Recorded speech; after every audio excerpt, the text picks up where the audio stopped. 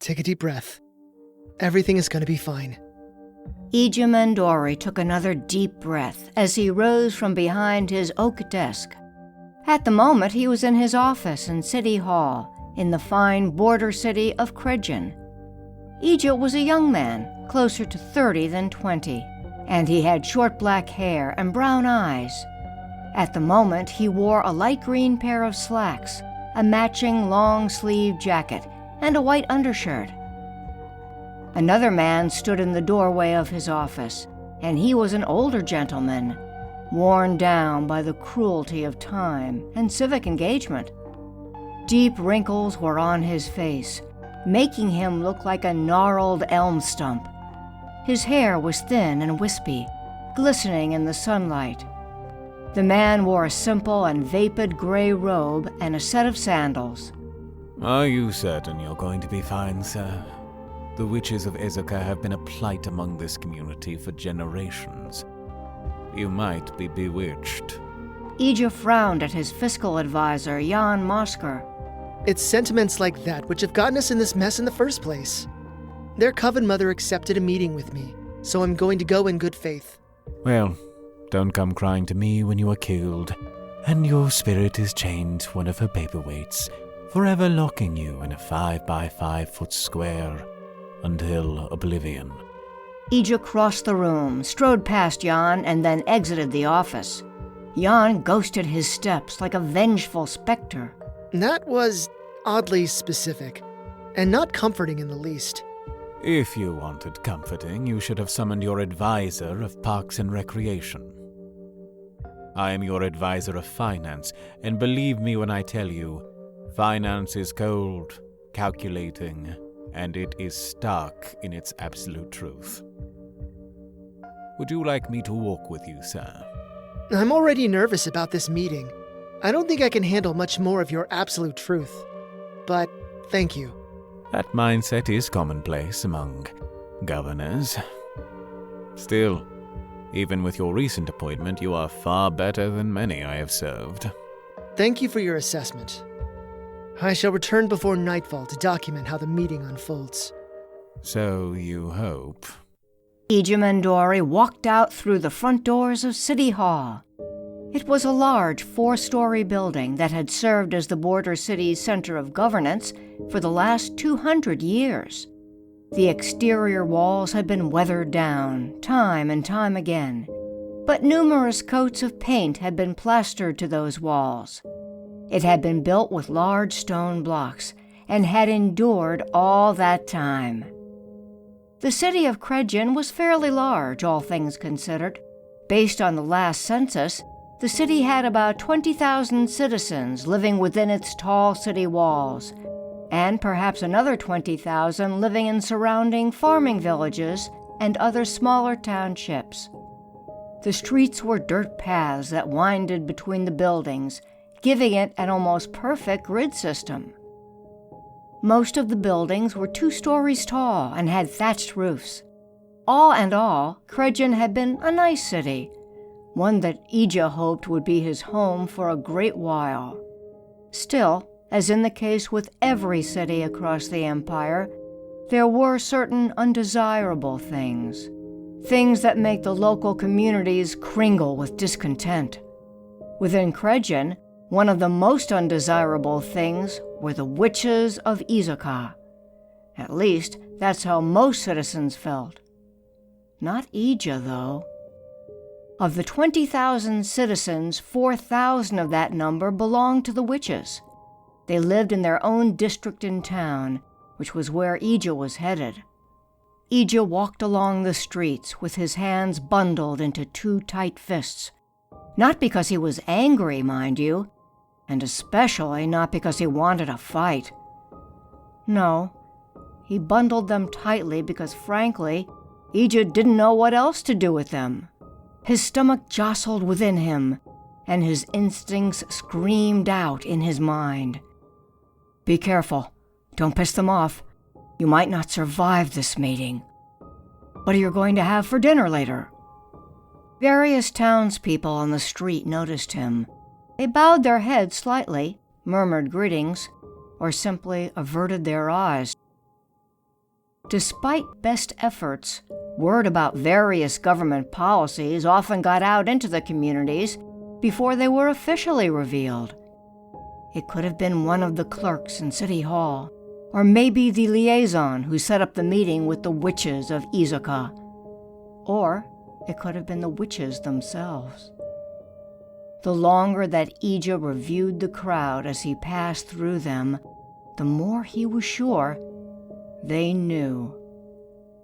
He took another steady breath as he turned a corner and moved down the street that would take him to the infamous Izoka district. The district carried that title because it was the oldest part of the city, and where all of those who followed the Coven's leadership lived. With each step, the weight settled more and more in his stomach. Ija Mendori finally arrived at the large city gates that led into the district. A pair of city guards were positioned on this side of the gate, and they each gave Ija curt nods when he approached. Good luck, Governor. Hopefully, we can reach a peaceful resolution. You sure it's safe to go alone? It's strange in there. It's haunting to stare into the district from this side. If fate is kind, I will see you later. If you don't see me again in the next day or so, or hear of my exit, please inform my fiscal advisor he was right. Ija stepped in through the gate and bathed in the looming shadow of the large stone structure. When he emerged from the other side, it was as if he stepped into another world. A vast forest stretched before him, with towering trees and swaying leaf-filled branches. Hints of the city on the other side of the gate resounded, but it was so muted it might have been a whisper of a memory of a place he once knew. Sweet floral smells wafted all around him. The path between the trees was a wide dirt path with rows of small, round rocks outlining the barrier between nature and where he was meant to walk. Sunlight peeked in through the trees, but the terrain was much darker and mysterious. In his correspondence, he was told to walk the path until he came to a cabin, and from there someone would help him get to the audience site. With nothing else to do, he began to walk along the path. It's okay. It's just like the forest back home. You're fine. So you have a forest back home, do you? And where is home? Ija jumped back and looked to his side to find a woman standing beside him. She was as tall as he was, with black hair tied into a pair of buns on the back of her head. Her violet-colored eyes shimmered in the dim illumination. She wore a splendid dark purple dress with a light pink underlay. The dress went to her calves and had sleeves that had long oval-shaped slits that ran up the length. The interior of the slits were the same color as the pink underlay. She also wore black leather boots that went up to her kneecaps, and they were laced in the front. Where did you come from? I was always here. You passed right by me. Perhaps you didn't notice me because you're uncertain of what you really want. Are you trying to say I'm confused about my intentions for the meeting? For a long moment, the woman gazed deeply into Ija's eyes. And then she started laughing hysterically.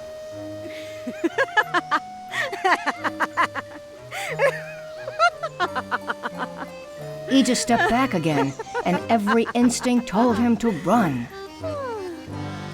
Sorry, I couldn't resist trying to sound ominous and mysterious. You couldn't have seen me because I casted an invisibility spell on myself when I saw you talking to the guards. Had you doubting yourself, though. Points for me. That was a little mean. No, I'm sorry if I hurt your feelings. It was only a prank. You appeared way too disturbed and needed a jolt to unclench you. Hi, I'm Garita Nachoy, And I'm gonna be your escort through our little realm here, as it were. Hi there. I'm Ijamandori, the appointed governor of Kregin. I'm here to negotiate peace between the rest of the city and the Witches of Izoka. I'm saddened by what had happened, and want to ensure it will never happen again. Do you really think that just because the government says stop, that people will actually listen? Things like that will happen again. Even after whatever happens between you and our Coven Mother. But know this. It is recognized that you are trying to make an effort. It is?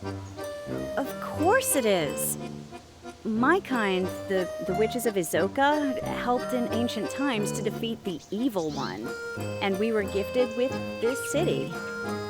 Our elders allowed your kind to build around our sacred forest, and we thought at the time things would be peaceful. However, as the decades rolled on, governors became more intolerant of us. The one before you was a racist misogynist who encouraged violence against us. I've read many accounts on the legislation he allowed to pass, and I heard stories of his cruelty.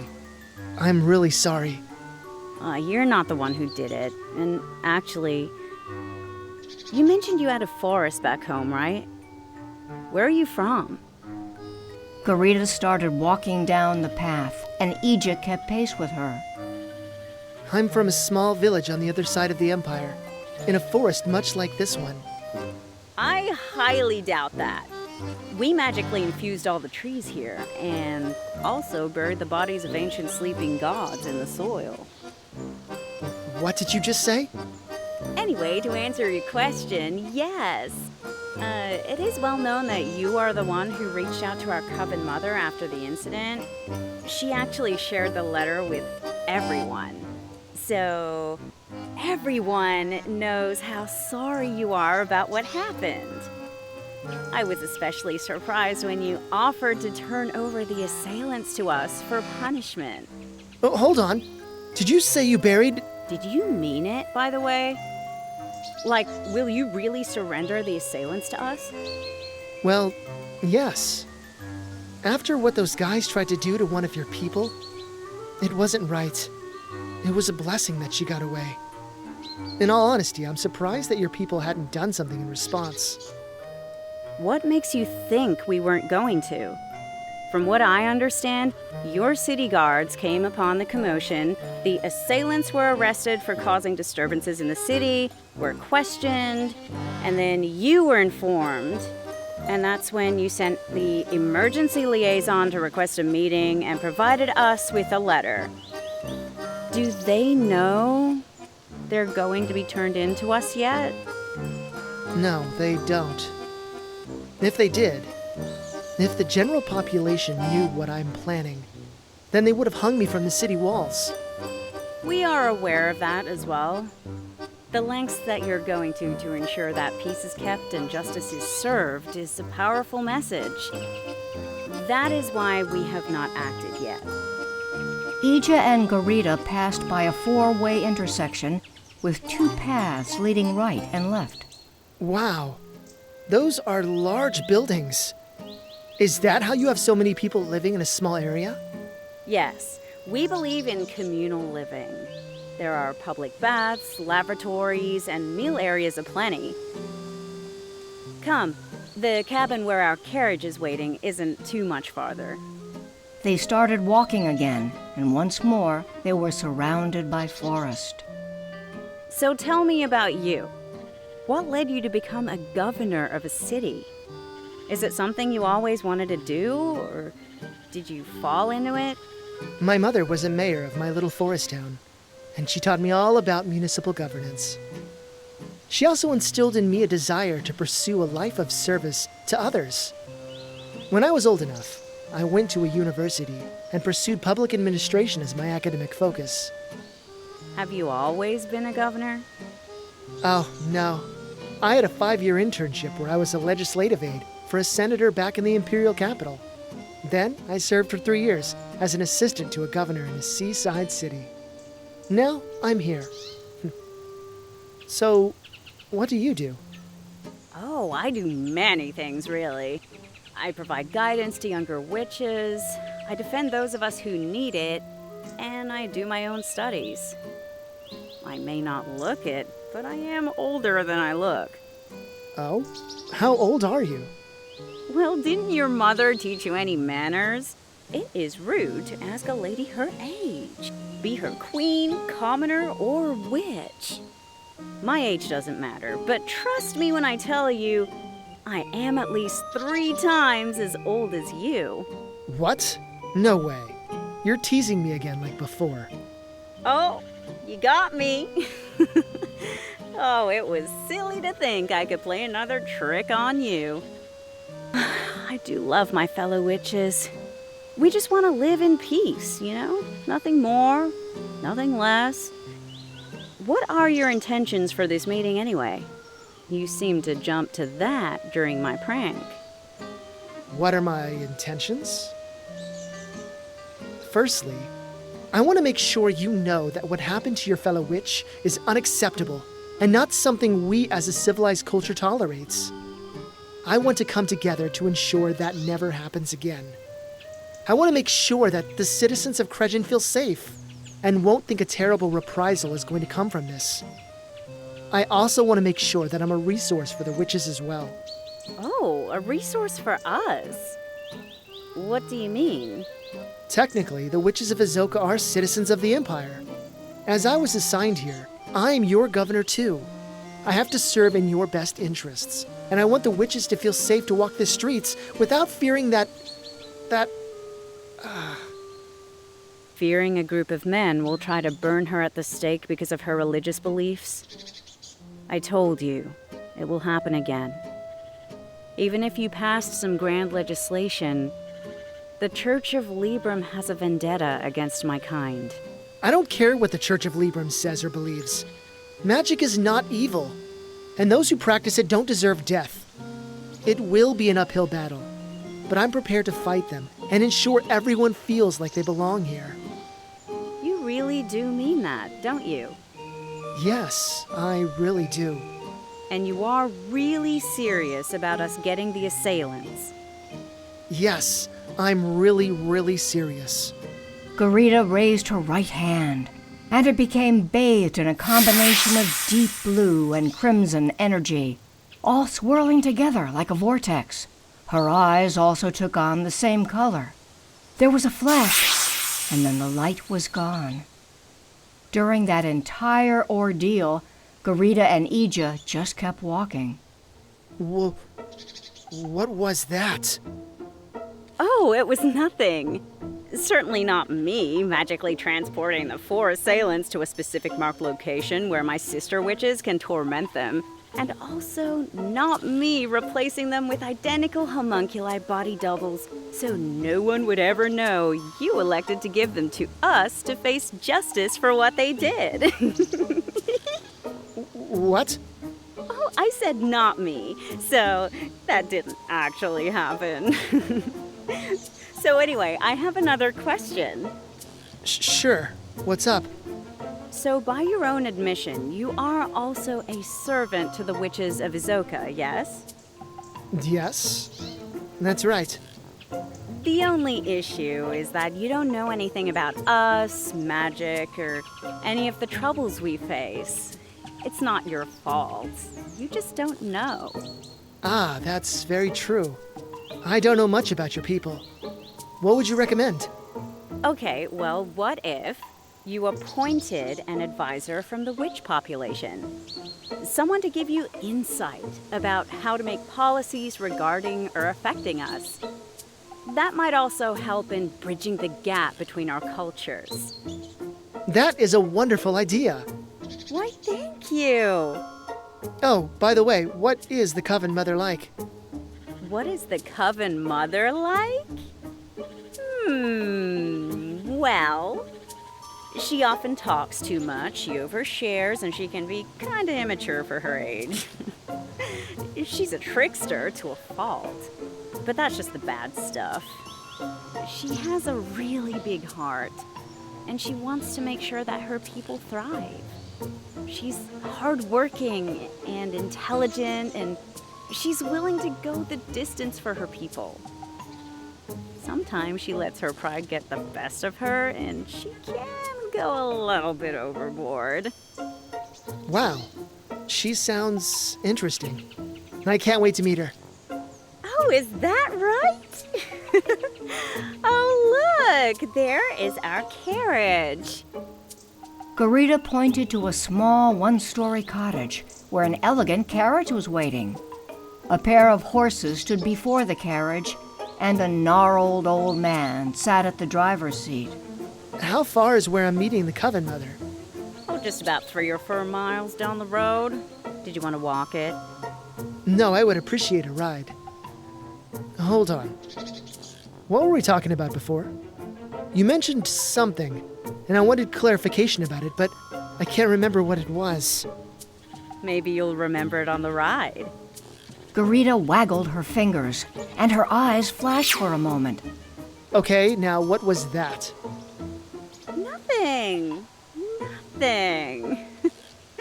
You're so apprehensive about everything. After you. Ija paused for a moment. He gazed upon Garita with her very wide smile, and then shrugged. He opened the carriage door and sat down on one side. As soon as Garita was inside across from him, the carriage started rolling down the road.